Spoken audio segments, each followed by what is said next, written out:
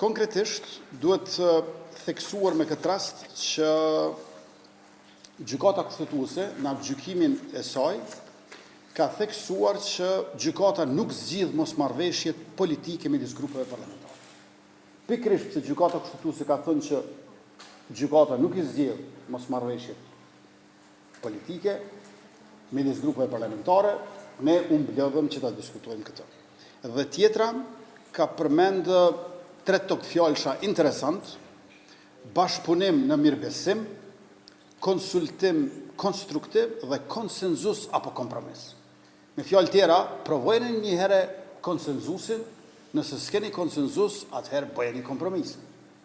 Dhe kjo të bëhet me bashkëpunim mirëbesim dhe me konsultim konstruktiv. Ne e bëm edhe konsultimin konstruktiv, e bëm edhe bashkëpunimin mirëbesim, por u pa që konsenzus nuk ka, ndërkaq sa I përket kompromisit ne kemi lëvizur.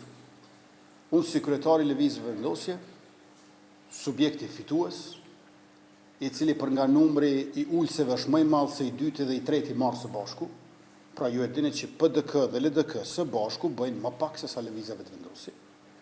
Ne kemi 48 deputet, PDK ka 24, LDK ka 20.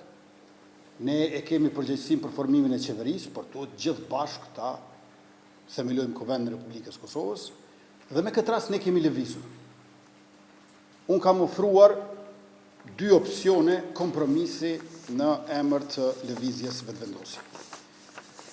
Kompromisi ynë I parë ishte ai që e ka thënë edhe kandidatja jone propozuar për kryetarët të Kuvendit Albulina Haxhiu, e cila tha që në rast të votimit të fshehtë, nëse ajo nuk I merr së paku 61 vota, tërhiqet nga kandidatura.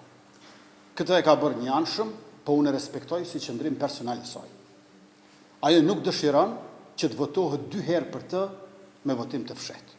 Me votim të fshehtë për Albulina Haxhiu do të votohet vetëm një herë. Andaj ne kemi lëvizur, krahasuar me situatën para të enjtës, kur u dha atë gjykimi gjykatës kushtetuese, dhe kjo nuk duket që u kishte bërë përshtypje partive opozitare. Kompromisi I dytë, që po ashtu u shpreh sot si opsion, ishte që le ta bëjmë një marrëveshje politike lidhur me nenin 66, lidhur me nenin 67 kushtetutës, e që është marrëveshje në paketë për kryetarin dhe për nënkryetaret, dhe më pastaj, nëse nuk e duan kurrqysh votimin e fshehtë, le t'i delegojnë përfaqësues të tyre në këtë komisionin për votim të fshehtë, të cilët mund të argëzojnë me votë. Sepse procesi ka ngelur në gjysmë.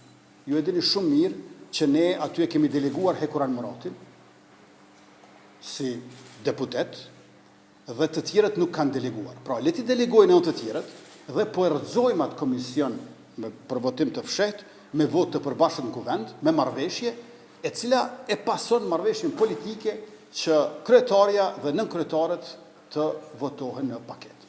Tash, ne e dim që partitë opozitare kanë treguar preferenca për emrat e vetëvendosjes.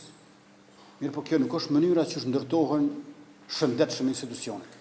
Cili është kuptimi që të dalësh subjekti fitues në zgjedhje, nëse në fund, pasi që del subjekti fitues, duhet kundërshtarët e tu humbës ta përzgjedhin se kush duhet të udhëheq me institucionin më të lartë.